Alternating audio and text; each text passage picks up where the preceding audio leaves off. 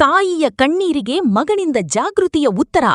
ಮುಳಬಾಗಿಲಿನಲ್ಲಿ ಅಗ್ನಿ ನಂದಿಸುವ ಅರಿವು ಪುಸ್ತಕದ ಹಿಂದಿನ ಕಥೆಯೇನು? ಮುಳಬಾಗಿಲು ನಗರದ ಸರ್ಕಾರಿ ಬಾಲಕರ ಪದವಿ ಪೂರ್ವ ಕಾಲೇಜಿನಲ್ಲಿ ಸೂರ್ಯತೇಜ ಫೌಂಡೇಶನ್ ಮತ್ತು ಕನ್ನಡ ಬೆಳಗು ವೇದಿಕೆ ವತಿಯಿಂದ ಒಂದು ಅತ್ಯಂತ ಅರ್ಥಪೂರ್ಣ ಕಾರ್ಯಕ್ರಮ ಜರುಗಿತು.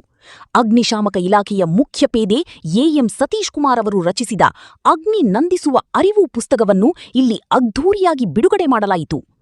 ಆದರೆ ವೀಕ್ಷಕರೇ, ಈ ಪುಸ್ತಕದ ಹಿಂದಿರೋದು ಕೇವಲ ಒಬ್ಬ ಲೇಖಕನ ಆಸಕ್ತಿಯಲ್ಲ, ಬದಲಾಗಿ ಒಬ್ಬ ಮಗನ ಕಣ್ಣೀರಿನ ಕಥೆ.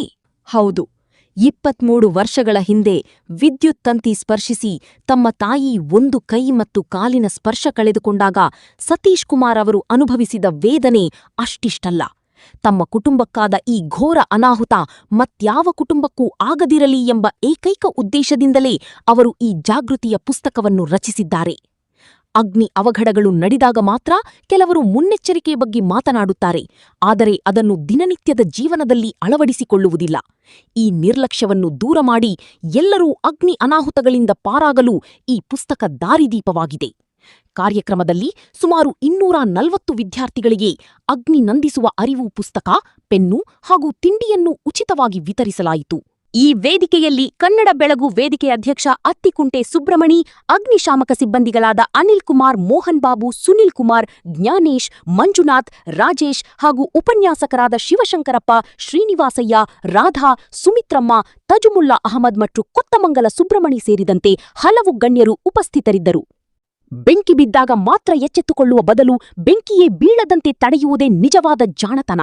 ತಮ್ಮ ತಾಯಿಯ ನೋವನ್ನೇ ಸಮಾಜದ ಜಾಗೃತಿಗೆ ಅಸ್ತ್ರವನ್ನಾಗಿಸಿದ ಸತೀಶ್ ಕುಮಾರ್ ಅವರ ಈ ಕಾಳಜಿ ಇಡೀ ನಾಡಿಗೆ ಮಾದರಿ. ಶರಣು ನಿನಗೆ ಶರಣು ವಿನಾಯಕ, ಶರಣು ನಿನಗೆ ಶರಣು ವಿನಾಯಕ, ವಿನಾಯಕ ವಿದ್ಯಾದಾಯಕ ದೇವ, ವಿನಾಯಕ ವಿದ್ಯಾದಾಯಕ ದೇವ, ಶರಣು ನಿನಗೆ ಶರಣು ವಿನಾಯಕ, ಶರಣು ನಿನಗೆ ಶರಣು.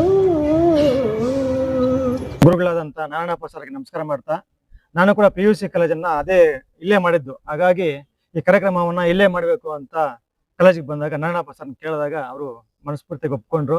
ನಾನು ಈ ಕಾಲೇಜಿನ ಹಳೆಯ ವಿದ್ಯಾರ್ಥಿಯಾಗಿ, ಅಂದರೆ ಇಲ್ಲಿ ಓದಿಲ್ಲ, ನಾವು ಪ್ರೌಢಶಾಲಾ ವಿಭಾಗದಲ್ಲಿ ಕಾಲೇಜ್ ಇದ್ದಾಗ ನಾವು ಅಲ್ಲಿ ಓದಿದಾಗ ನಮ್ಗೆ ಅವರು ಗುರುಗಳಾಗಿದ್ರು. ಹಾಗಾಗಿ ಕಟ್ಟಡ ಬದಲಾದ್ರೂ ಕೂಡ ಹೆಸರು ಒಂದೇ ಅಲ್ವಾ, ಬಾಲಕರ ಕಾಲೇಜ್ ಅಂತ ಹೇಳಿಬಿಟ್ಟು, ಹಂಗಾಗಿ ಇಲ್ಲಿ ಇವತ್ತು ಕಾರ್ಯಕ್ರಮಕ್ಕೆ ಆಹ್ವಾನ ಕೊಟ್ಟು ಮಾಡ್ತಾ ಇದ್ದೀವಿ. ಇದಕ್ಕೆಲ್ಲ ಸಹಕಾರ ಕೊಟ್ಟಂತಹ ಉಪನ್ಯಾಸಕರಿಗೆ, ಕಾಲೇಜು ವಿದ್ಯಾರ್ಥಿಗಳಿಗೆ ಎಲ್ರಿಗೂ ನಮಸ್ಕಾರ ಮಾಡ್ತಾ, ಈ ನಮ್ಮ ಸತೀಶ್ ಸರ್ ಅವರು ಬರೆದಿರೋಂತಕ್ಕಂತಹ ಅಗ್ನಿ ನಂದಿಸುವ ಅರಿವು ಕಾರ್ಯಕ್ರಮ, ಇದಕ್ಕೆ ಮೂಲ ಪ್ರೇರಣೆ ಅವ್ರ ತಾಯಿಯವರಾಗಿರ್ತಾರೆ. ಆ ಒಂದು ವಿದ್ಯುತ್ ತಂತಿ ತಗಲಿ ಅವ್ರ ತಾಯಿಗಾದಂಥ ಅನಾಹುತ ಬೇರೆ ತಾಯಿಯಂದ್ರಿಗೆ ಆಗ್ಬಾರ್ದು, ಬೇರೆ ಕುಟುಂಬಕ್ಕೆ ಈ ಥರ ಸಮಸ್ಯೆ ಆಗ್ಬಾರ್ದು ಅಂತ ಅವರ ಒಂದು ತಲೆಯಲ್ಲಿ ಹೊಳೆದು ಒಂದು ಪುಸ್ತಕ ರೂಪಕ್ಕೆ ತಂದಿರ್ತಕ್ಕಂಥ ಒಂದು ಪುಸ್ತಕ, ಎಲ್ಲರೂ ಕೂಡ ಓದಬೇಕಾಗಿರ್ತಕ್ಕಂಥ ಪುಸ್ತಕ ಆಗಿದೆ. ಎಲ್ಲರೂ ಕೂಡ ಪ್ರತಿಯೊಬ್ಬರಲ್ಲೂ ಕೂಡ ಒಂದೊಂದು ವಿದ್ಯೆ ಅನ್ನೋದಿರುತ್ತೆ. ಯಾರು ಇಲ್ಲಿ ಅಸಾಮಾನ್ಯರು ಇಲ್ಲ, ಸಾಮಾನ್ಯರು ಯಾರೂ ಇಲ್ಲ. ಪ್ರತಿಯೊಬ್ಬ ವಿದ್ಯಾರ್ಥಿ ಕೂಡ, ಪ್ರತಿಯೊಬ್ಬ ಮನುಷ್ಯನಲ್ಲೂ ಕೂಡ ಒಂದಲ್ಲ ಒಂದು ರೀತಿಯಾದಕ್ಕಂಥ ಕಲೆ ಇರುತ್ತೆ. ಆ ಕಲೆಯನ್ನ ಒಂದು ಪ್ರೋತ್ಸಾಹಿಸಕ್ಕಂಥ ಕೆಲಸವನ್ನ ಪ್ರತಿಯೊಬ್ಬರು ಮಾಡಬೇಕು. ನೀವು ಇಲ್ಲಿ ಕೂತಿರ್ತಕ್ಕಂಥ ಹಲವಾರು ಜನರು ಬರೆಯೋದಾಗ್ಲಿ, ಹಾಡುಗಾರಿಕೆ ಆಗಲಿ, ಒಂದಲ್ಲ ಒಂದು ಕಲೆ ಇರುತ್ತೆ. ಆ ಕಲೆಯನ್ನ ಸಮಾಜ ಮುಖ್ಯ ವಾಹಿನಿಗೆ ತರುವಂಥ ಕೆಲಸ ನೀವು ಮಾಡಿ, ಅದಕ್ಕೆ ಗುರುಸುವಂಥ ಕೆಲಸ ನಾವು ಮಾಡಬೇಕು ಅಂತ ಹೇಳ್ತಾ, ಇವರು ಒಂದು ಪುಸ್ತಕ ಕುರಿತು ಒಂದೆರಡು ಮಾತು ಸಮಯದ ಅಭಾವದಿಂದ ಕಡಿಮೆ ಮಾತಾಡ್ತೀನಿ. ಅವರ ಒಂದು ತಂದೆ ಒಂದು ಮಾತನ್ನ ಅವರೊಂದು ಕೋಟ್ ಮಾಡ್ತಾರೆ ಇಲ್ಲಿ: ಜೀವನದಲ್ಲಿ ಅಪಾಯಗಳನ್ನ ಎದುರಿಸು, ಗೆದ್ರೂ ಪರವಾಗಿಲ್ಲ, ಸೋತ್ರೆ ಗೆದ್ರೆ ಲೀಡ್ ಮಾಡ್ಬೋದು, ಸೋತ್ರೆ ಗೈಡ್ ಮಾಡ್ಬೋದು ಅಂತ ಅವ್ರ ತಂದೆ ಅವರು ಹೇಳಿರ್ತಕ್ಕಂಥ ಮಾತನ್ನ ಅವ್ರು ನೆನೆಸ್ಕೊಂತಾರೆ. ಮತ್ತೆ ಅವ್ರ ತಾಯಿ ಮಾತು ಇದು ಪ್ರತಿಯೊಬ್ಬರಿಗೂ ಅನ್ವಯಿಸತ್ತಂತ ಮಾತು. ನಾವು ಉದ್ಧಾರ ಆಗ್ಬೇಕಾದ್ರೆ ಊರು ಬಿಡ್ಬೇಕು ಅಂತಾರೆ. ಅದು ನಿಜ ಅಲ್ಲ. ಊರಿನ ಉಸಾಬರಿ ಬಿಟ್ರೆ ಸಾಕು, ನಾವು ಉದ್ಧಾರ ಆಗ್ತೀವಿ ಅಂತ. ನಾವು ಉದ್ಧಾರ ಆಗ್ಬೇಕಂತಂದ್ರೆ ಊರು ಬಿಡ್ಬೇಕಾಗಿಲ್ಲ. ಊರಿನ ಉಸಾಬರಿ ಅಂತಂದ್ರೆ ಊರಿನ ಬಗ್ಗೆ ನಾವು ಏನು ಯೋಚನೆ ಮಾಡ್ತೀವಿ, ಏನು ಮಾಡ್ತೀವಿ, ಅವೆಲ್ಲ ಬಿಟ್ಟರೆ ನಾವು ಜೀವನದ ಉದ್ಧಾರ ಆಗ್ತೀವಿ ಅಂತ ಅವ್ರ ತಾಯಿ ಮಾತನ್ನ ಅವರಲ್ಲಿ ತಗೊಂತಾರೆ. ಇದಕ್ಕೆ ಒಂದು ಎಕ್ಸಾಂಪಲ್ ಕೊಡೋದಾದ್ರೆ ನಾನು ಹೇಳ್ತೀನಿ ಸರ್, ಹೇಳ್ಬಿಡಲ್ಲ, ಒಂದೇ ಒಂದು ಮಾತು. ನಾನು ಇಲ್ಲಿ PUCಗೆ ಬಂದಾಗ ನಂದು SLC TC ಇಲ್ಲ ಇವಾಗ. ಅದಕ್ಕೆ ಕಾರಣ ಹೇಳ್ತೀನಿ ಏನು ಅಂತಂದ್ರೆ, ಅವತ್ತು ನನ್ನ ಜೊತೆ ನಮ್ಮ ಊರಿಂದ ಬರ್ಬೇಕಾದ್ರೆ 7 ಜನಕ್ಕೆ ನಾನು ಬಸ್ ಟಿಕೆಟ್ ಕೊಡ್ತಾ ಇದ್ದೆ, ಅವ್ರಿಗೆ ಟಿಫನ್ ಕೊಡಿಸ್ತಾ ಇದ್ದೆ 7 ಜನಕ್ಕೂ ಕೂಡ. ಒಂದ್ ದಿವಸ ನಾನು SSLC TC ಜೆರಾಕ್ಸ್ ಮಾಡ್ಕೊಳ್ಬೇಕು ಅಂತ ₹1 ಇರ್ಲಿಲ್ಲ, ನಮ್ಮ ಸ್ನೇಹಿತರಿಗೆ ಕೊಡ್ಲಿಲ್ಲ. ಅವ್ರ ಬಸ್ ಟಿಕೆಟ್ ಕೊಡ್ತಾ ಇದ್ದೆ, ಟಿಫನ್ ಕೊಡಿಸ್ತಾ ಇದ್ದೆ, ಎಲ್ಲ ಕೊಡ್ತಾ ಇದ್ದೆ. ಒಂದಿನ ₹1 ಕೊಟ್ಟಿಲ್ಲ TCಗೋಸ್ಕರ. ಅವತ್ತು ನನಗೆ ಅನಿಸ್ತು, ನಾನು ಇಷ್ಟು ದಿನ ಅವ್ರಿಗೆಲ್ಲ ಏನಕ್ಕೆ ಮಾಡಿದೆ ಅಂತ. ಇವತ್ತಿಗೂ ಕೂಡ ನನ್ನ ಹತ್ರ SSLC TC ಇಲ್ಲ. ಏನಕ್ಕಿಲ್ಲ ಅಂತಂದ್ರೆ ಆ ಪಾಪ ಪ್ರಜ್ಞೆ ನನ್ನ ಕಾಡಬೇಕು ಅಂತ ನಾನು ಬಿಟ್ಬಿಟ್ಟಿದ್ದೀನಿ. ಹಂಗಾಗಿ ನಮ್ಮ ಹಿಂದೆ ಇರೋರೆಲ್ಲ ಕೂಡ ನಮ್ಮ ಜೊತೆ ಇರ್ತಾರೆ ಅನ್ಕೊಂಡಿರ್ತೀವಿ, ಎಲ್ಲೋ ಒಂದು ಕಡೆ ನಮ್ಮನ್ನ ಕೈ ಬಿಡ್ತಾರೆ ಅವರೆಲ್ಲ. ನಾವು ಒಬ್ಬನ ನಂಬಿ ಮುಂದೆ ಹೋಗೋದಕ್ಕಿಂತ ಮುಂಚೆ ನಮ್ಮ ಧೈರ್ಯವನ್ನ, ನಮ್ಮ ಒಂದು ಇದನ್ನ ನಾವು ಇಟ್ಕೊಂಡು ನಾವು ಮುಂದೆ ಹೋಗ್ಬೇಕು ಅನ್ನೋ ಒಂದು ಉದಾಹರಣೆಗಳು ಈ ಪುಸ್ತಕದಲ್ಲಿ ಸಾಕಷ್ಟು ಇದಾವೆ. ಹಂಗಾಗಿ ಈ ಮಕ್ಕಳಿಗೆಲ್ಲ ಇವತ್ತು ಒಂದು ಒಳ್ಳೆ ಪುಸ್ತಕ ಕೊಡ್ತಾ ಇದ್ದಾರೆ, ಒಂದು ಪೆನ್ ಕೊಡ್ತಾ ಇದ್ದಾರೆ, ಬಿಸ್ಕೆಟ್ ಕೊಡ್ತಾ ಇದ್ದಾರೆ. ತಗೊಂಡು ಓದಿ ನೀವು ಕೂಡ ಅಗ್ನಿಶಾಮಕ ದಳದ ಒಂದು ಸತೀಶ್ ಸರ್ ಅವರ ಒಂದು ಆದರ್ಶದಲ್ಲಿ, ಪ್ರೇರಣೆಯಲ್ಲಿ ಮುಂದೆ ಬರಬೇಕು ಅಂತ ಹೇಳ್ಬಿಟ್ಟು ನಾನು ನನ್ನ 4 ಮಾತನ್ನು ಮುಗಿಸ್ತಾ ಇದ್ದೀನಿ. ನಮಸ್ಕಾರ. ಅಗ್ನಿ ನಂದಿಸುವ ಅರಿವು ಈ ಪುಸ್ತಕಕ್ಕೆ ಮುನ್ನುಡಿಯನ್ನು ಬರೆಯುವಂತೆ ನಮ್ಮ ಲೇಖಕರು ಹಾಗೂ ಪ್ರಮುಖ ಅಗ್ನಿಶಾಮಕರಾಗಿರುವಂತ AM ಸತೀಶ್ ಕುಮಾರ್ ಅವರಿಗೆ ಮೊದಲು ಧನ್ಯವಾದಗಳನ್ನು ಸಲ್ಲಿಸ್ತೇನೆ. ಯಾವ ತರ ಕಾನ್ಸ್ಟಿಟ್ಯೂಷನ್ಗೆ ಪ್ರಿಯಂಬಲ್ ಇರುತ್ತೋ, ಅಂದ್ರೆ ಸಂವಿಧಾನಕ್ಕೆ ಪೀಠಿಕೆ, ಅದೇ ತರ ಯಾವುದೇ ಬುಕ್ ಇರಲಿ ಅದಕ್ಕೆ ಮುನ್ನುಡಿ ಅನ್ನೋದು ಮೇನ್ ಆಗಿರುತ್ತೆ. ಯಾಕಂದ್ರೆ ಆ ಬುಕ್ಕಿನ ಮೇನ್ ಉದ್ದೇಶಗಳನ್ನು ಏನ್ ಬೇಕಿರುತ್ತೆ, ಆ ಬುಕ್ಕಿಂದ ಏನ್ ಪಡ್ಕೋಬಹುದು ಅನ್ನೋದೆಲ್ಲ ನಮ್ಮ ಮುನ್ನುಡಿಯಲ್ಲೇ ತಿಳ್ಕೊಂಡ್ಬರ್ಬೋದು. ಅದೇ ತರ ನಮ್ಮ ಆಲ್ರೆಡಿ ಹೇಳಿದಂಗೆ ನಮ್ಮ ಸತೀಶ್ ಕುಮಾರ್ ಅವರು KGF ಅಲ್ಲಿ ವರ್ಕ್ ಮಾಡ್ತಿರ್ತಾರೆ. ಅಲ್ಲಿಂದ ಒಂದು ಸಾರ್ವತ್ರಿಕ ವರ್ಗಾವಣೆಯಿಂದ ನಮ್ಮ ಸ್ಟೇಷನ್ಗೆ ಬಂದು ಒಂದು 3 months 2.5 ತಿಂಗಳಾಗಿರುತ್ತದೆ. ಆ 2.5 ತಿಂಗಳಲ್ಲೂ ಅವ್ರ ಫ್ರೀ ಟೈಮ್ ಅವರೇ ಮಾಡ್ಕೊಂಡು, ಅವ್ರ ಆಫ್ ಡ್ಯೂಟಿ ಅನ್ನೋದು ಇರುತ್ತೆ ನಮ್ಗೊಂದು, ಆಫ್ ಡ್ಯೂಟಿಯಲ್ಲಿ ಸ್ವಲ್ಪ ಪರ್ಸನಲ್ ಟೈಮ್ ಅಂತ ತಗೊಂಡು ಈ ತರ ಒಂದು ಬುಕ್ ಅನ್ನು 1 ತಿಂಗಳಲ್ಲೇ ಮುಗಿಸಿರ್ತಾರೆ ಅವರು. 1 ತಿಂಗಳೊಳಗೆ ಮುಗಿಸಿ ಕಾರ್ಡನ್ನು ಪ್ರಿಪೇರ್ ಮಾಡಿರ್ತಾರೆ.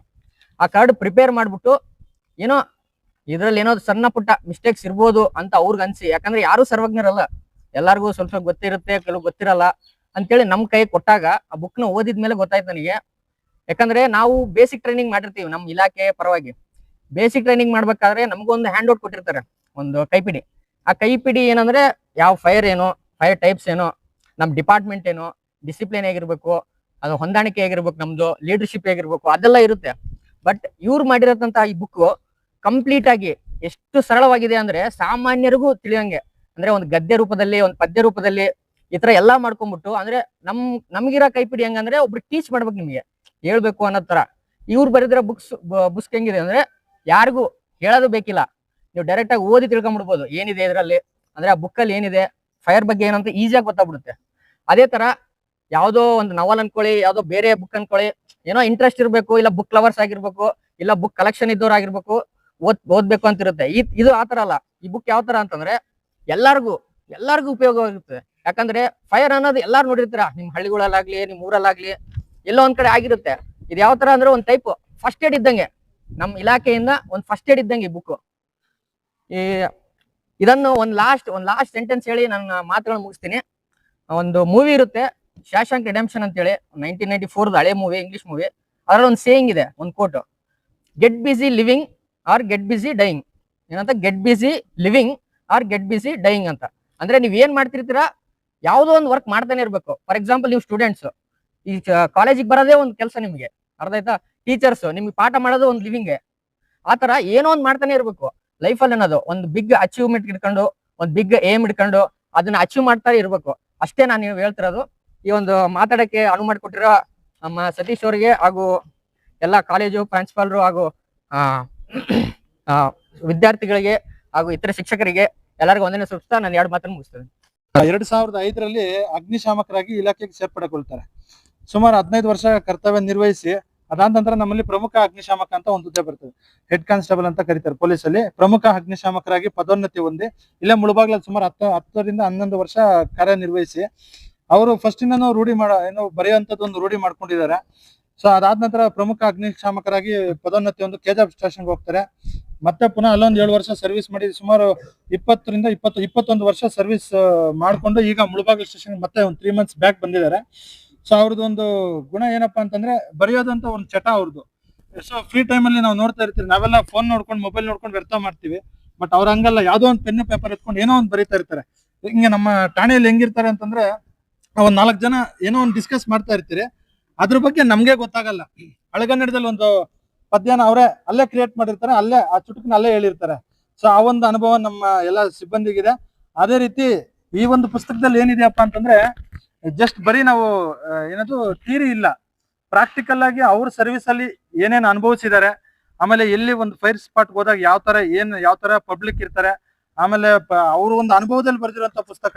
ಸೊ ಇದನ್ನ ನಾವು ಫೈರ್ ಫೈಟಿಂಗ್ ಇವಾಗ ಥಿಯರಿದಲ್ಲಿದೆ, ಇವಾಗ ಯಾವ್ದೋ ಒಂದು ಬೆಂಕಿ ಆಗಿರುತ್ತೆ, ಅದಕ್ಕೆ ನೀರ್ ಹಾಕಿ ನಂದಿಸ್ಬೋದು ಅಂತ ನಮ್ಗೆ ಥಿಯರಿಯಲ್ಲಿ ಗೊತ್ತಿರ್ತದೆ. ಬಟ್ ಅಲ್ಲಿ ಮಾಡಿದ ಪ್ರಾಕ್ಟಿಕಲ್ ಆಗಿ ಮಾಡಿ ನೋಡಿದಾಗ ಈಗ ಅದೇ ಬೆಂಕಿನ ನಾವು ಸೊಪ್ಪು ತಗೊಂಡ್ ನೋಡಿದ್ರೂ ಬೆಂಕಿ ಪುಟ್ ಆಫ್ ಆಗುತ್ತೆ. ಒಂದ್ 2-3 ರೀತಿ ಇರ್ತದೆ, ಒಂದು ಅನುಭವದಲ್ಲಿ ಅವ್ರು ಬರ್ದಿರ್ತಾರೆ. ನನಗೆ ಶಿಸ್ತು ತುಂಬಾ ಮುಖ್ಯ. ಪ್ರಾಂಶುಪಾಲರು ದೊಡ್ಡ ಮನಸ್ಸು ಮಾಡಿ ಯಾರಿಗೂ ಯಾವುದೇ ಕಾರ್ಯಕ್ರಮಕ್ಕೆ ಕೊಡದೇ ಇರ್ತಕ್ಕಂಥ ಅಮೂಲ್ಯವಾದ ಸಮಯನ ನನ್ನ ಈ ಒಂದು ಪುಸ್ತಕ ಬಿಡುಗಡೆ ಕಾರ್ಯಕ್ರಮ ಕೊಟ್ಟಿದ್ದಾರೆ.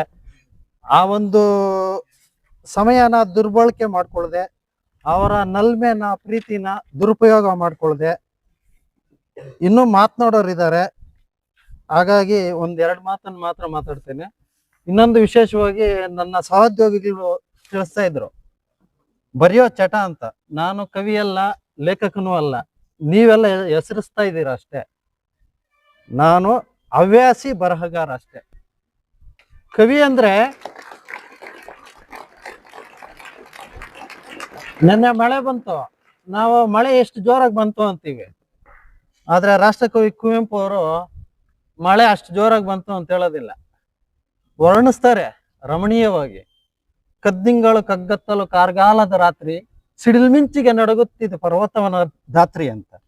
ಆ ರೀತಿ ನಾನು ವರ್ಣಿಸಿ ಬರೆಯೋದಕ್ಕಾಗತ್ತಾ? ಆ ರೀತಿ ಬರೆದ್ರೆ ಮಾತ್ರ ಕವಿ ಆಗೋದು ನನ್ನ ಪ್ರಕಾರ. ಸೊ ನಾನು ಇಲ್ಲಿ ನೋಡಿದ್ದು, ನಿಮ್ಮನ್ನ ನೋಡಿದೆ, 4 ಜನ ಇದ್ರು, ಮುತ್ತು ರತ್ನ ವಜ್ರ ವೈಡೂರ್ಯಗಳಂತೆ ನನ್ನ ಅಕ್ಕಪಕ್ಕ ಕೂತಿದ್ದೀರ ಗಣ್ಯಮಾನ್ಯರೇ ಅನ್ಬೋದು ಅಷ್ಟೇ. ವರ್ಣನೆ ಆ ರೀತಿ ಮಾಡಿದ್ರೆ ಮಾತ್ರ ಕವಿ ಆಗ್ತಾರೆ, ಇಲ್ಲಂದ್ರೆ ನಾನು ಬರೀ ಹವ್ಯಾಸಿ ಬರಹಗಾರನಾಗಿರ್ತೀನಿ. ನನಗೆ ಯಾವುದೇ ಹಮ್ಮಿಲ್ಲ, ನಾನು ಕವಿ ಅಲ್ಲ, ಸಾಹಿತಿನೂ ಅಲ್ಲ, ಹವ್ಯಾಸಿ ಅಷ್ಟೇ ಬರೆಯೋದ್ರಲ್ಲಿ. ಇದೊಂದು. ಇನ್ನೊಂದು ವಿಚಾರ, ನನ್ನ ಅನುಭವಗಳನ್ನ ಇದರಲ್ಲಿ ತುಂಬಿದೀನಿ. ಉಲ್ಲೇಖಿಸಿದ್ರು, ನನ್ನ ತಾಯಿಗೆ ಆದಂತ ಒಂದು ಅಗ್ನಿ ಅವಘಡ. ನನ್ನ ತಾಯಿ ಅನಕ್ಷರಸ್ತೆ. 23 ವರ್ಷಗಳ ಹಿಂದೆ ಏನೋ ಒಂದು ನನ್ನ ಶರ್ಟನ್ನ ನಾನು PU ಓದ್ತಿರ್ಬೇಕಾದ್ರೆ ಒಗದಿ ಬಿಸಿಲಿಗೆ ಒಣಗಿಸೋದಿಕ್ಕೆ ಹೋಗ್ತಾರೆ. ಆಕೆಗೆ ಅರಿವಿರೋದಿಲ್ಲ. ಆ ಒಂದು ವಿದ್ಯುತ್ ತಂತಿ, ಜೀವಂತ ವಿದ್ಯುತ್ ತಂತಿ ಕಾರಣಾಂತರಗಳಿಂದ ಕಡಿತ ಆಗಿ ಆಕೆಗೆ ತಾಗಿರುತ್ತೆ. ಆಕೆಯ ಒಂದು ಬಲಗೈಯಿಂದ ಬಲಗಾಲಿಗೆ ಆ ವಿದ್ಯುತ್ ಹರಿಯುತ್ತೆ, ಜೀವಂತ ವಿದ್ಯುತ್. ಸ್ಟಿಲ್ ಟುಡೇ ಆಕೆ ಕುಂತ ಜಾಗದಲ್ಲಿದ್ದಾರೆ. 23 ವರ್ಷದಿಂದ ನನ್ನಲ್ಲಿ ಆ ನೋವು ಪ್ರತಿ ದಿನ ಪ್ರತಿ ಕ್ಷಣ ನಾನು ಇಲ್ಲಿದ್ರೂ ನನ್ನ ತಾಯಿಯ ಬಳಲಿಕೆ, ಆ ನೋವು, ಆ ಸಂಕಟ ನನಗೆ ಇಲ್ಲಿ ಅನುಭವಿಸ್ತಾ ಇರ್ತೀನಿ. ಈ ಒಂದು ಅರಿವಿನ ಅಭಾವದಿಂದ ಸಮಾಜದ ಇನ್ಯಾವುದೇ ತಾಯಿ, ಯಾವುದೇ ಹೆಣ್ಣು ಮಗಳು, ಇನ್ಯಾವುದೇ ವ್ಯಕ್ತಿ ಆ ನೋವನ್ನು ಅನುಭವಿಸಬಾರ್ದು ಅನ್ನತಕ್ಕಂಥ ಮೂಲ ಉದ್ದೇಶದಿಂದನೇ ಈ ಕಿರು ಹೊತ್ತಿಗೆಯನ್ನ ನನ್ನ ಕರ್ತವ್ಯದ ಒತ್ತಡದ ನಡುವೆಯೂ ಅತ್ಯಂತ ಶ್ರದ್ಧೆ ಮತ್ತು ಭಕ್ತಿಯಿಂದ ಸಮಾಜಕ್ಕೆ ಒಂದು ಒಳ್ಳೆ ಮಾಹಿತಿ ನೀಡಬೇಕು ಅನ್ನುವಂಥ ಉದ್ದೇಶದಿಂದ ಮಾಡಿದ್ದೇನೆ. ಇದರಲ್ಲಿ ಪ್ರತಿ ಮನೆಯಲ್ಲಿ ಈ ಒಂದು ಹೊತ್ತಿಗೆ ಇರಬೇಕು. ಇದು ಫಸ್ಟ್ ಏಡ್. ಒಬ್ಬ ಅಗ್ನಿಶಾಮಕ ದಳದ ಫೈರ್ಮೆನ್ ಫಸ್ಟ್ ಏಡ್ ಆಗಿ ನಿಮ್ಮ ಮನೇಲಿ ಇದ್ದಾನೆ ಅಂತ ತಿಳ್ಕೊಳ್ಳಿ. ಈ ಪುಸ್ತಕನ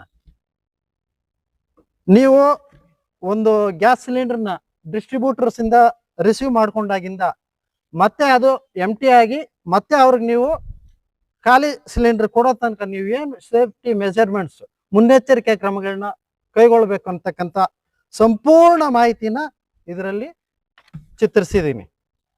ಪ್ರತಿ ಮನೆಯಲ್ಲಿ ಇರಬೇಕು. ಇಡೀ ಮನೆಯಲ್ಲಿ ಅನಕ್ಷರಸ್ಥ ಹೆಣ್ಣು ಮಕ್ಳು ಇರ್ತಾರೆ, ತಾಯಂದಿರು ಇರ್ತಾರೆ, ಅವ್ರಿಗೆ ನೀವು ವಿದ್ಯಾವಂತರು ಅಲ್ವಾ, ನೀವು ಅವ್ರಿಗೆ ಓದಿ ತಿಳಿಸಿ ನಿಮ್ಮಲ್ಲೂ ಆ ಇದು ಬರಲಿ. ಮತ್ತೆ ಇನ್ನೊಂದು ಮುಖ್ಯವಾದ ವಿಶೇಷ, ಏನಪ್ಪ ನಾನು ಇಲ್ಲಿ ನೀವೆಲ್ಲ ಕುಂತಾಗ ಅನ್ಕೊಂಡೆ, ಏನಪ್ಪ ರಾತ್ರಿ ಶಶಿತಾರೆ ಕಾಣಿಸ್ಬೇಕಾಗಿದ್ದಂತ ತಾರೆಗಳು, ಚಂದ್ರರೆಲ್ಲ ಆಗ್ಲಲ್ಲಿ ಕಾಣಿಸ್ತಾ ಇದ್ದಾರೆ, ನಕ್ಷತ್ರಗಳಂತೆ ಹೊಳಿತಾ ಇತ್ತು ನಿಮ್ಮ ಮುಖದಲ್ಲಿ, ಕಳ ಕಳ ಕಳ ಅಂತ ಇತ್ತು ಕಳೆ. ಆ ಕಳೆನ ನೀವು ಮೊಬೈಲ್ ಯೂಸ್ ಮಾಡಿ ಹಾಳು ಮಾಡ್ಕೋಬೇಡ್ರಿ.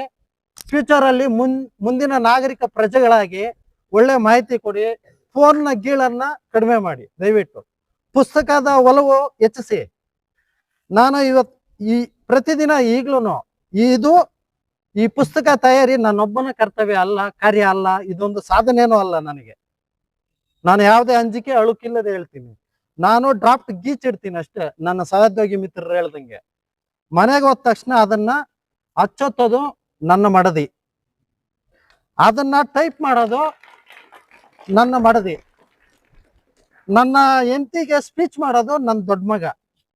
ಇದು ನನ್ನೊಬ್ಬನ ಕರ್ತವ್ಯ ಅಲ್ಲ. ಇಲ್ಲಿ ನನಗೆ ಯಾವುದೇ ಪ್ರಶಂಸೆ ಬೇಕಿಲ್ಲ. ಯಾಕಂದ್ರೆ ಇದರಲ್ಲಿ ಪ್ರತಿಯೊಂದು ಏನೇ, ಯಾರು ಸರ್ವಜ್ಞರಲ್ಲ. ನಮ್ಮ ಮೋಹನ್ ಅವ್ರು ಹೇಳಿದ್ರು, ಸಹೋದ್ಯೋಗಿ ಮಿತ್ರ. ಹೌದು, ನಾನು ಡ್ರಾಫ್ಟ್ ಮಾಡಿದ ತಕ್ಷಣ ಎತ್ಕೊಂಡ್ಬಂದು ಯಾರು ನನ್ನ ಪಕ್ಕದಲ್ಲಿ ಇದ್ರೆ ಆಫೀಸಲ್ಲಿ ಅವ್ರ ಕೈಲಿ ಕೊಡ್ತೀನಿ ಸರ್. ನನ್ನ ಅರಿವಿಗೆ ಬಾರದೆ ಏನೇ ಸ್ಪೆಲ್ಲಿಂಗ್ ಗ್ರಾಮರ್ ಮಿಸ್ಟೇಕ್ ಹಾಕಿದ್ರೆ ದಯವಿಟ್ಟು ತಿದ್ದುಕೊಡಿ ಅಂತ ಕೊಡ್ತೇನೆ. ಅದೇ ರೀತಿ ಮನೇಲಿ ಹೋದ್ಮೇಲೆ ನನ್ನ ಹೆಂಡತಿ ಅದನ್ನ ಹಚ್ಚೋತ್ತಾರೆ, ಮಗ ಸ್ವಿಚ್ ಮಾಡ್ತಾನೆ. ಇದು ನನ್ನೊಬ್ಬನ ಕಾರ್ಯ ಅಲ್ಲ, ನಾನೊಬ್ಬ ಇದಕ್ಕೆ ಅರ್ಹ ಅಲ್ಲ. ಅದಾಗೆ ಈ ಪುಸ್ತಕದ ಮುದ್ರಣ ವೆಚ್ಚನ ಸೂರ್ಯ ತೇಜ ಫೌಂಡೇಶನ್ ಅವ್ರು ಮಾಡ್ತಾರೆ, ನಾನು ಬರ್ಸೋದಿಲ್ಲ. ಯಾಕಂದ್ರೆ ನನ್ನ ಹತ್ರ ಅಷ್ಟು ದುಡ್ಡು ಇಲ್ಲ. ಅವರು ನನ್ನ ಈ ಒಂದು ಕಾರ್ಯನ ಮೆಚ್ಚಿ ಇದು ಉಪಯುಕ್ತ ಮಾಹಿತಿ ಅಂತ ಆ ಒಂದು ಸಂಸ್ಥೆಯವರು ಮುದ್ರಣ ವೆಚ್ಚ ಭರಿಸಿ ಪುಸ್ತಕ ರೂಪಿಸ್ತಾರೆ. ಹಾಗಾಗಿ ನಂದೇನು ದೊಡ್ಡ ಕಾರ್ಯ ಅಲ್ಲ, ಅಲ್ಪ ಕಾರ್ಯ. ನಂದು ಸ್ವಲ್ಪ ಜ್ಞಾನ, ನಾನು ಮಾಡಿರತಕ್ಕಂಥದ್ದು ಅಲ್ಪ ಕಾರ್ಯ. ನಾನೇನು ಪ್ರಶಂಸೆಗೆ ಅರ್ಹನಲ್ಲ ಅಂತ ನಾನೇ ಹೇಳ್ತೀನಿ. ಸೊ ನನ್ನ ಉದ್ದೇಶ ಪ್ರತಿ ಮನೆಯಲ್ಲಿ ಇರಬೇಕು, ಬಳಕೆ ಆಗ್ಬೇಕು ಅನ್ನೋ ಉದ್ದೇಶದಿಂದ ಈ ಒಂದು ಒತ್ತಿಗೆಯನ್ನ ರಚಿಸಿದ್ದೀನಿ, ಮಾಡಿದ್ದೀನಿ. ಇದರ ಸದುಪಯೋಗ ಪ್ರತಿಯೊಂದು ಮನೆಗೂ, ಸಮಾಜದ ಎಲ್ಲ ಮನೆಗೂ ಆಗ್ಲಿ, ಎಲ್ಲರಿಗೂ ಉಪಯೋಗ ಆಗ್ಲಿ ಅಂತ ಹೇಳ್ತಾ ನನಗೆ ಅವಕಾಶ ಕೊಟ್ಟು ಈ ಒಂದೆರಡು ಮಾತಾಡಲು ಅವಕಾಶ ಕೊಟ್ಟಂತ ತಮ್ಮೆಲ್ಲರಿಗೂ ವಂದಿಸಿ ನನ್ನ ಮಾತನ್ನು ಮುಗಿಸ್ತೇನೆ. ಜೈ ಹಿಂದ್, ಜೈ ಕರ್ನಾಟಕ, ಜೈ ಫೈರ್ ಸರ್ವಿಸ್. ಇವತ್ತು ಏನು ಸೂರ್ಯ ತೇಜ ಫೌಂಡೇಶನ್ ಮತ್ತು ಕನ್ನಡ ಬೆಳಕು ವೇದಿಕೆಯ ಸಂಯುಕ್ತ ಆಶ್ರಯದಲ್ಲಿ ಈ ಒಂದು ಅಗ್ನಿ ನಂದಿಸುವ ಅರಿವು ಅಂತಕ್ಕಂಥ ಒಂದು ಪುಸ್ತಕ ಬಿಡುಗಡೆಯ ಕಾರ್ಯಕ್ರಮ ಮತ್ತು ನಮ್ಮದೇ ಆದಂತ ಒಂದು ಸ್ವಂತ ಕಾರ್ಯಕ್ರಮದ ವೇದಿಕೆಯಲ್ಲಿ ಆಸೀನರಾಗಿರ್ತಕ್ಕಂತಹ ಈ ಪುಸ್ತಕದ ರೂವಾರಿಯಾಗಿರ್ತಕ್ಕಂತಹ ಸತೀಶ್ ಕುಮಾರ್ ಅವರೇ ಹಾಗೂ ಅಗ್ನಿಶಾಮಕ ಸಿಬ್ಬಂದಿಗರಾಗಿರ್ತಕ್ಕಂತಹ ನವೀನ್ ಕುಮಾರ್ ಅವರೇ ಮತ್ತೆ ಅವರ ಎಲ್ಲ ಸಹೋದ್ಯೋಗಿ ಮಿತ್ರರೇ, ಈ ಕಾರ್ಯಕ್ರಮಕ್ಕೆ ಇನ್ನೊಬ್ಬ ಬಹಳ ಅಗ್ನಿಶಾಮಕ ಮುಖ್ಯಸ್ಥರಾಗಿರ್ತಕ್ಕಂಥ ಮೋಹನ್ ಬಾಬುರವರೇ, ಇದೆಲ್ಲಕ್ಕಿಂತ ಕೇಂದ್ರ ಬಿಂದುವಾಗಿರ್ತಕ್ಕಂಥ ನಮ್ಮ ಹಳೆ ವಿದ್ಯಾರ್ಥಿಯಾಗಿರ್ತಕ್ಕಂತಹ ಹಾಗೂ ಈ ಒಂದು ಕನ್ನಡ ಬೆಳಗು ವೇದಿಕೆ ಅಧ್ಯಕ್ಷರಾಗಿರ್ತಕ್ಕಂಥ ಎಸ್ ಸುಬ್ರಹ್ಮಣ್ಯ ಅವರೇ, ಹಾಗೂ ವೇದಿಕೆಯಲ್ಲಿ ಇರ್ತಕ್ಕಂಥ ನನ್ನ ಎಲ್ಲ ಸಹೋದ್ಯೋಗಿ ಮಿತ್ರರೇ, ಮಾಧ್ಯಮ ಮಿತ್ರರೇ, ಹಾಗೂ ನನ್ನ ಮುಂದೆ ಇರ್ತಕ್ಕಂಥ ನನ್ನ ಮುದ್ದು ವಿದ್ಯಾರ್ಥಿಗಳೇ, ಬಹುಶಃ ಈ ಒಂದು ಪುಸ್ತಕವನ್ನ ಬರೀತಕ್ಕಂಥದ್ದು ಅಷ್ಟು ಸುಲಭದ ಮಾತಲ್ಲ.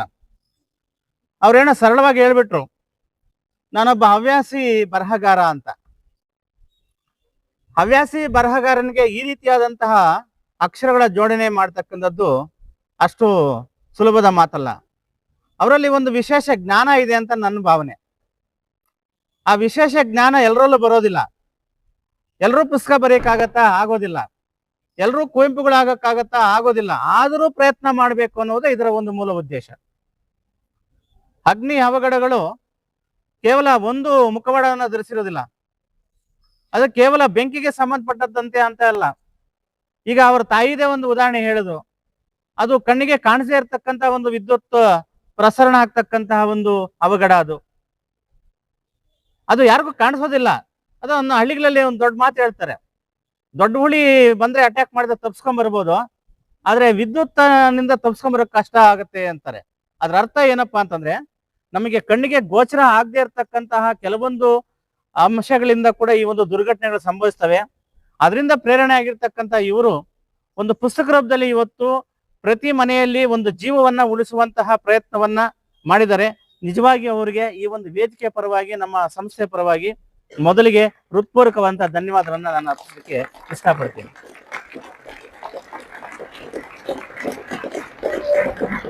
ಇದರ ಜೊತೆಗೆ ನಮ್ಮ ಈ ಒಂದು ಕನ್ನಡ ಬೆಳಗು ವೇದಿಕೆಯ ಅಧ್ಯಕ್ಷರಾಗಿರ್ತಕ್ಕಂಥ ಸುಬ್ರಹ್ಮಣ್ಯ ಅವರು ಬಹುಶಃ ನಮ್ಮ ಹಳೆ ವಿದ್ಯಾರ್ಥಿ ಅಂತ ನಮ್ಮ ಹೇಳ್ಕೊಳ್ಳಕ್ಕೆ ನಮಗೆ ತುಂಬಾ ಹೆಮ್ಮೆ ಅನಿಸ್ತದೆ.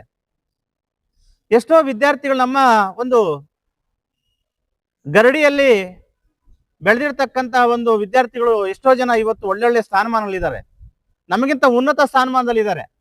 ಅವರೆಲ್ಲ ಕೂಡ ನಮಗೆ ಕಾಣಿಸಿದಾಗ ನಮಗೆ ನಿಜವಾಗಿಯೂ ಕೂಡ 1 ಕೋಟಿ ರೂಪಾಯಿ ನಮಗೆ ಹಣ ಬಂದರೂ ಕೂಡ ನಮಗೆ ಖುಷಿ ಸಿಗೋದಿಲ್ಲ. ಅಂತಹ ಖುಷಿ ನಮಗೆ ಸಿಗತ್ತೆ. ಅಂತಹ ಖುಷಿ ನಿಮ್ಮಿಂದ ನಾವು ಎಕ್ಸ್ಪೆಕ್ಟ್ ಮಾಡ್ತೀವಿ. ಆ ವಿದ್ಯಾರ್ಥಿಗಳಿಂದ. ಅಂದ್ರೆ ಹಣ ಮುಖ್ಯ ಅಲ್ಲ, ಸ್ಥಾನಮಾನ ಮುಖ್ಯ ಅಲ್ಲ. ನಮ್ಮಿಂದ ಒಬ್ಬ ವಿದ್ಯಾರ್ಥಿ ಅಥವಾ ಹಲವಾರು ವಿದ್ಯಾರ್ಥಿಗಳು ಪ್ರಯೋಜಕರಾಗಿದ್ದಾರೆ, ಈ ಸಮಾಜಕ್ಕೆ ತುಂಬಾ ಅಗತ್ಯವಾಗಿರ್ತಕ್ಕಂಥ ಪ್ರಜೆಗಳಾಗಿದ್ದಾರೆ ಮತ್ತು ಒಳ್ಳೆಯ ಸ್ಥಾನಮಾನಗಳಲ್ಲಿದ್ದಾರೆ. ಈ ಒಂದು ಇಡೀ ಸಮಾಜವನ್ನ ತೀಡಿ ತಿದ್ದುವಂತಹ ಒಂದು ಜವಾಬ್ದಾರಿ ಆಗಿರ್ತಕ್ಕಂಥ ಪ್ರಜೆಗಳಾಗಿದ್ದಾರೆ ಅನ್ನೋದೇ ಬಹಳ ಮುಖ್ಯವಾಗಿರ್ತಕ್ಕಂಥದ್ದು. ಆದ್ರೆ ನಾನು ಕೂಡ ಒಬ್ಬ ಗುರುವಿನ ಅಡಿಯಲ್ಲಿ ಬೆಳೆದಿರ್ತಕ್ಕಂಥ ಒಂದು ವಿದ್ಯಾರ್ಥಿನೇ. ಅದಕ್ಕೆ ಹೇಳ್ತಾರೆ, ಗುರುವಿನ ಗುಲಾಮರಾಗದ ಹೊರತು ದೊರಕದಯ್ಯ ಮುಕ್ತಿ ಅಂತ. ಗುರುವಿನ ಗುಲಾಮನಾದ್ರೆ ಮಾತ್ರ ಆ ವಿದ್ಯಾರ್ಥಿಗೆ ಒಂದು ಮುಕ್ತಿ ಸಿಗ್ತದೆ. ಅಂತಹ ಮುಕ್ತಿಯನ್ನ ನೀವು ಕೂಡ ಬೆಳೆಸ್ಕೋಬೇಕು. ಪ್ರತಿಯೊಬ್ಬ ವ್ಯಕ್ತಿ ಕೂಡ ತನ್ನ ವಿದ್ಯಾರ್ಥಿ ಜೀವನದಲ್ಲಿ ಬೆಳೆಸ್ಕೊಂಡ್ರೆ ಮಾತ್ರ ಇದು ಸಾಧ್ಯ ಆಗ್ತದೆ ಅನ್ನೋದನ್ನ ನಮ್ಮ ಸುಬ್ರಹ್ಮಣ್ಯ ಅವರು ರೂಪಿಸಿ ಇಲ್ಲಿ ನಿದರ್ಶನ ಆಗಿದ್ದಾರೆ. ಸೊ ಇಂತಹ ಪ್ರತಿಭೆಗಳು ನೀವು ಕೂಡ ಯಾಕೆ ಆಗ್ಬಾರ್ದು? ಇಂತಹ ಪ್ರತಿಭೆಗಳು, ಬರಹಗಾರ ಅಂದ್ರೆ ಅಷ್ಟು ಈಸಿ ಅಲ್ಲ. ಪತ್ರಿಕಾ ಬರಹಗಾರ ಇರ್ಬೋದು, ದೃಶ್ಯ ಮಾಧ್ಯಮ ಇರ್ಬೋದು, ಅಥವಾ ನಾವು ಅನೇಕ ಮೀಡಿಯಾಗಳಿದಾವೆ, ಅವೆಲ್ಲ ಕೂಡ ಅಷ್ಟೊಂದು ಸುಲಭದ ಒಂದು ಮಾತಲ್ಲ. ನಾನು ಕೋಲಾರಲ್ಲಿ ಉಪನ್ಯಾಸನಾಗಿದ್ದಾಗ ಒಬ್ಬ ವಿದ್ಯಾರ್ಥಿ ನನ್ನ ಒಂದು ಗರಡಿಯಲ್ಲಿ, ಜೆ.ಜಿ. ನಾಗರಾಜ್, ಬಹುಶಃ ನಿಮ್ಗೆಲ್ಲ ಗೊತ್ತಿರ್ಬೋದು. ಜೆ.ಜಿ. ನಾಗರಾಜ್ ಮತ್ತು ನನ್ನ ಬಹಳ ಪಟ್ಟ ಶಿಷ್ಯನು ಆತನು MA ಇನ್ ಏನಂತೀವಿ ಜರ್ನಲಿಸಮ್ ಅಂತಕ್ಕಂಥ ಒಂದು ಪತ್ರಿಕೆಯನ್ನು ಓದ್ಕೊಂಡು ಒಂದು ಮಾಡಿ ಆನಂತರ ಜರ್ನಲಿಸಮ್ಗೆ ಹೋಗಿದ್ದಾನೆ. ಸೊ ಇಂತಹ ಒಂದು ಅನೇಕ ಅವಕಾಶಗಳು ನಿಮ್ಮದೇ ಇದಾವೆ. ಇವಾಗ ಅವಕಾಶಗಳನ್ನ ಈ ರೀತಿ ನಾವು ನಮ್ಮ ಸತೀಶ್ ಕುಮಾರ್ ಇರ್ಬೋದು, ಅಥವಾ ಅನಿಲ್ ಕುಮಾರ್ ಇರ್ಬೋದು, ಅಥವಾ ನಮ್ಮ ಈ ಒಂದು ಪತ್ರಿಕಾ ಮಿತ್ರರು ಇರ್ಬೋದು, ಇವರೆಲ್ಲರ ಒಂದು ಜ್ಞಾನ ಯಾವ ರೀತಿ ಬಂದಿದೆ ಅಂತಂದ್ರೆ ಈ ಒಂದು ಸ್ಥಾನದಿಂದನೇ ಅಥವಾ ಈ ಒಂದು ಹಂತದಿಂದಲೇ ನಿಮಗೆಲ್ಲ ಬರ್ತಕ್ಕಂಥದ್ದು ಅಂತಕ್ಕಂಥದ್ದು. ಅಂದ್ರೆ ಇದು ನೀವು ಕರಗತ ಮಾಡ್ಕೋಬೇಕು, ಪುಸ್ತಕದ ಸ್ನೇಹಿಯಾಗಿರ್ಬೇಕು, ಪುಸ್ತಕವನ್ನು ಓದುವಂತಹ ಹವ್ಯಾಸಿ ಒಂದು ಓದುಗಾರರಾಗಿರ್ಬೇಕು, ಹವ್ಯಾಸಿ ಬರಹಗಾರರಾಗಿರ್ಬೇಕು ಅಂತಕ್ಕಂಥ ಮಾತನ್ನ ಅಥವಾ ಆ ಒಂದು ನಿದರ್ಶನವನ್ನ ನಮ್ಮ ಸತೀಶ್ ಕುಮಾರ್ ಅವರು ನಮಗೆ ತೋರಿಸ್ಕೊಟ್ಟಿದ್ದಾರೆ.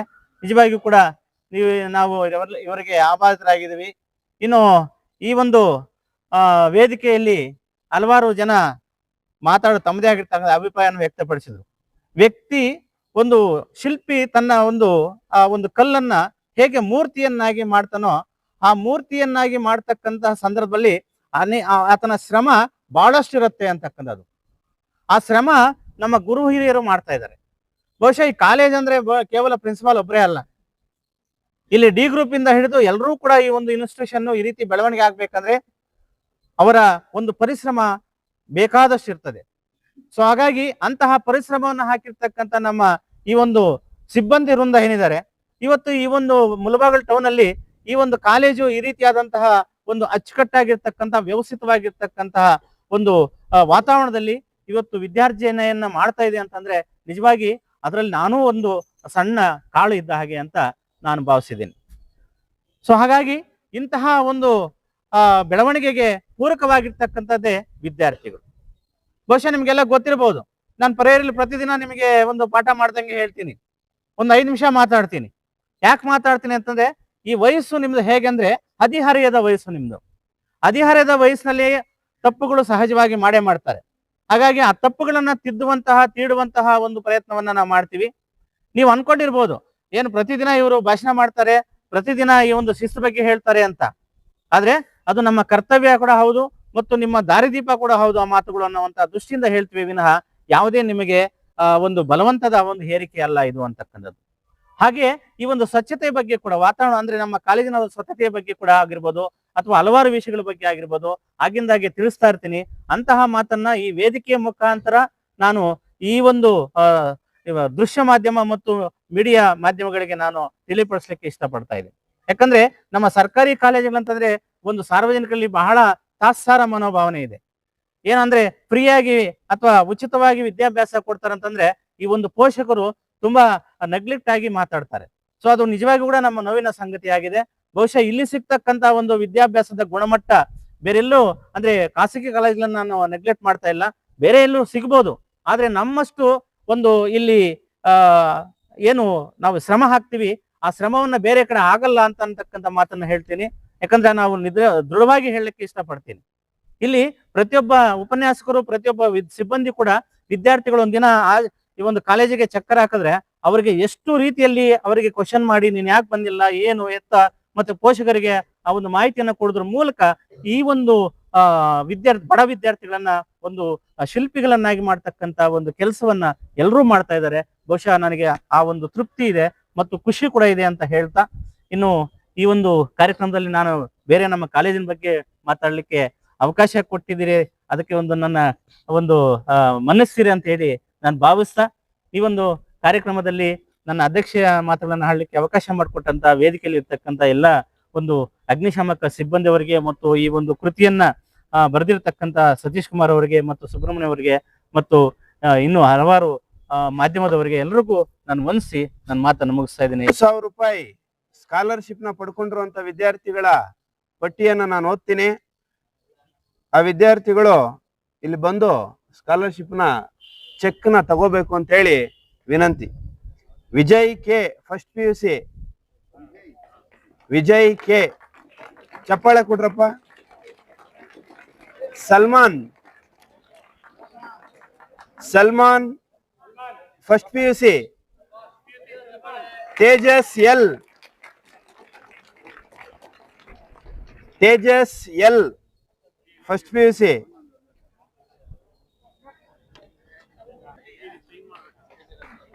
Second PUC, Monish S second PUC, Jeevan R second PUC.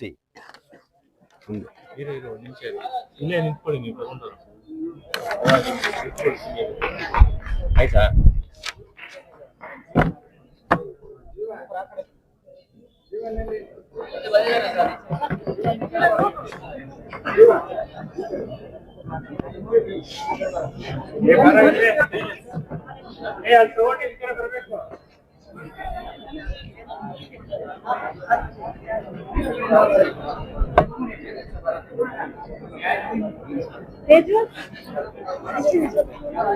ಮೂರು